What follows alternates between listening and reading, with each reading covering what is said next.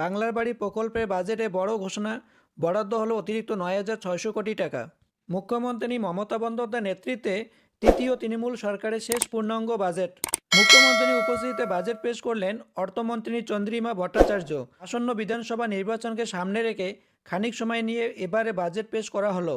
প্রতিবারের মতো এবারও রাজ্যবাসীর জন্য বাজেটে থাকলো একগুচ্ছ উপহার। বিশেষ করে রাজ্য বাজেটে উঠে এলো বাংলার বাড়ি প্রকল্পের কথা। প্রসঙ্গত, গত ২ বছর আবাস যোজনা প্রকল্পে বাংলার মানুষকে বঞ্চিত করে রেখেছে কেন্দ্রীয় সরকার।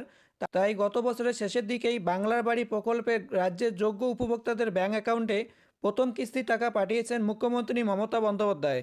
আর এবার রাজ্য বাজেট থেকেও কথা রাখলেন মমতা বন্দ্যোপাধ্যায়। প্রতিশ্রুতি মতোই বাংলার বাড়ি প্রকল্পে অতিরিক্ত ১৬ লক্ষ উপভোক্তার জন্য ৯,৬০০ কোটি টাকা বরাদ্দ করা হচ্ছে।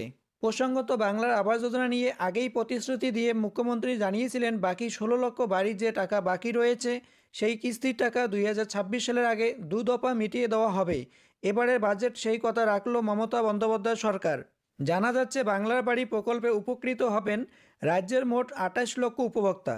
বাজেট থেকে জানা যাচ্ছে এই পর্যায়ে এই বছরের ডিসেম্বর মাসের মধ্যে প্রথম কিস্তিতে প্রত্যেক পরিবারের পিছু ৬০,০০০ টাকা দেওয়া হবে। তার জন্য মোট ৯,৬০০ কোটি টাকা বরাদ্দ করা হয়েছে।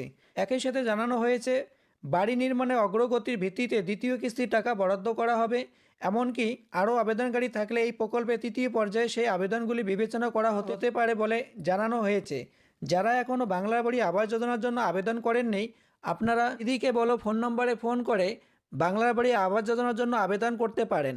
যারা দিদিকে বলো ফোন নম্বরে ফোন করেছিলেন তাদের বিভিন্ন রকম পর্যায়ে ভেরিফিকেশন শুরু হয়ে গেছে। তো আপনারা যারা এখনও আবেদন করেননি, অবশ্যই দিদিকে বলো ফোন নম্বরে ফোন করে বাংলার বাড়ি প্রকল্পের জন্য আবেদন করতে পারেন। প্রসঙ্গত, রাজ্যের বাজেটে বলা হয়েছে কেন্দ্রীয় সরকার এই আবাস প্রকল্পে আর্থিক অনুদান দেওয়া বন্ধ করে দেওয়ায় রাজ্যের গরিব মানুষদের প্রতি দায়বদ্ধ রাজ্য সরকার তাদের দুর্দশা দূর করতে সম্পূর্ণ রাজ্যের খরচে ২০২৪ সালের ১৭ ডিসেম্বর থেকে বাংলার বাড়ি প্রকল্প চালু করেন। বাংলার বাড়ি প্রকল্প ঘোষণা করার পরেই ১২ লক্ষ উপভোক্তার অ্যাকাউন্টে প্রথম কিস্তি ৬০,০০০ টাকা করে জমা হয়েছে এবং তাদের দ্বিতীয় কিস্তি খুব শীঘ্রই জমা হয়ে যাবে। এরই মধ্যে তাদের জিও ট্যাগিং ফটো শুরু হয়ে গেছে প্রত্যেকটি গ্রাম পঞ্চায়েত থেকে।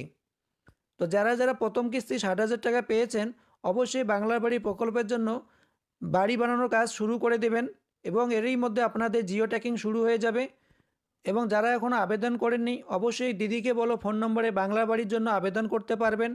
তো ধন্যবাদ। ভিডিওটি ভালো লাগলে অবশ্যই চ্যানেলটি লাইক অ্যান্ড সাবস্ক্রাইব করে রাখবেন নতুন নতুন ভিডিও আপডেট পাওয়ার জন্য।